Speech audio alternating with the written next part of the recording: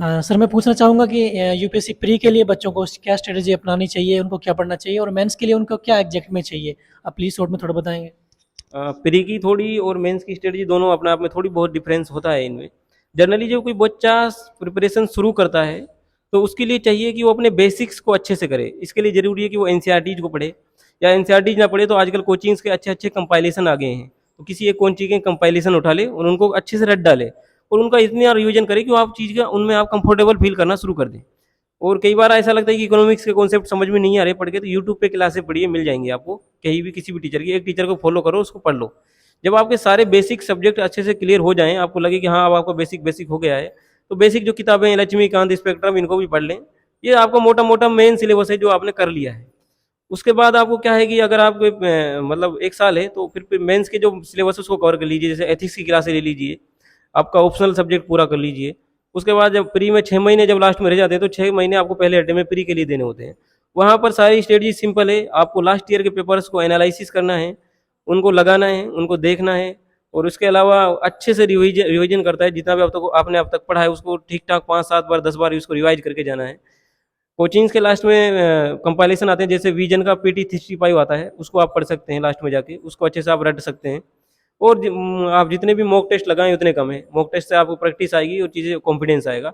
और आजकल सीसेट जैसा कि 23 का पेपर बहुत ज़्यादा हार्ड आया है, तो सीसेट भी आपको स्ट्रॉन्ग रखना है। आप सीसेट को भी कमतर नहीं समझ सकते। और रही बात मेंस की, तो मेंस का मामला थोड़ा डिफरेंस होता है। मेंस में भी किस कोचिंगों के अच्छे अच्छे कंपाइलेशन है। किसी एक, या तो आप ऐसा करें, आपके पास टाइम है कि आप सिलेबस के हर टॉपिक को, मेंस में जितना भी सिलेबस है हर टॉपिक के ऊपर नोट्स बना लें अपने पर्सनल। उसके लिए आपको टाइम लगेगा, और इसके लिए ज़रूरी है कि आप रोजाना मेंस के सिलेबस को देखें और उसको समझें कि क्या क्या चीज़ें आती हैं। थोड़ा ओनली आईएएस एक चैनल है, उसका आप सुन सकते हैं, वहाँ पर वो एडिटोरियल डिस्कशन कराता है। थोड़ा करंट आपको कैसे पढ़ना होता है ये भी समझ में आपको आ जाएगा वहाँ से। अगर आपके पास टाइम नहीं है, आपको लग रहा है कि आपने पहले कभी मेंस की तैयारी नहीं की है, तो आप किसी एक कोचिंग के कंपाइलेशन उठा लो। मेंस के एक कोचिंग के कंपाइलेशन उठा लो और उनको हेडलाइन करके, अंडरलाइन कर करके उनको अच्छे से रट्टे मारो। और कुछ कुछ चीज़ें जो टाइम के साथ करंट में आनी है उनको उसमें ऐड कर लो बस। और आंसर राइटिंग प्रैक्टिस करो, किसी एक कोचिंग की टेस्ट सीरीज ज्वाइन कर लो, और कोई अपने आसपास मेंटर हो उसको देख लो, कोई लड़का हो दोस्त हो उसको आंसर्स दिखाओ। ये सारा मेंस का सारा फंडा है। और आपका ऑप्शनल स्ट्रॉन्ग, ऐसे स्ट्रॉन्ग अच्छे से होना चाहिए। ऐसे के लिए आप, जैसे एक पीयूष सर हैं, तो उसकी आप वीडियोस देख सकते हैं यूट्यूब पे, उसने अच्छी वीडियो डाली हुई है। या फिर कोई और जो आपको सही लगे वहाँ पे ऐसे की स्ट्रेटजी देख सकते हैं। उसके बाद ऐसे का सारा मामला प्रैक्टिस का होता है। जैसे जैसे आप प्रैक्टिस करते हैं आपके ऐसे में निखार आता है, क्योंकि ऐसे में क्या है कि आपको पूरी कहानी लिखनी होती है।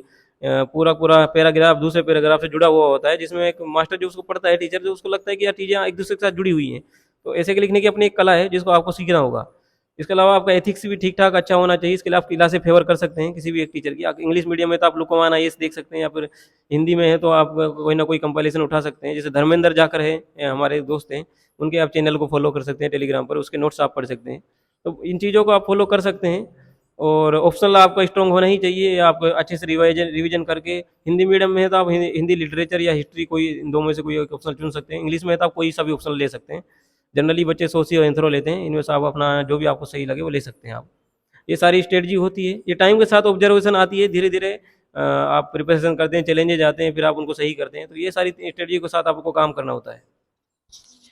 Thank you so much sir, आपने बहुत ही ये अंदर की जानकारी जो दी है। हम आशा करते हैं कि हमारे बच्चे इससे काफ़ी ज़्यादा इंस्पायर होंगे। Thank you so much guys. आपको इसी प्रकार की वीडियो चाहिए तो आप राहे सक्सेस चैनल को सब्सक्राइब कीजिए। हम आपके लिए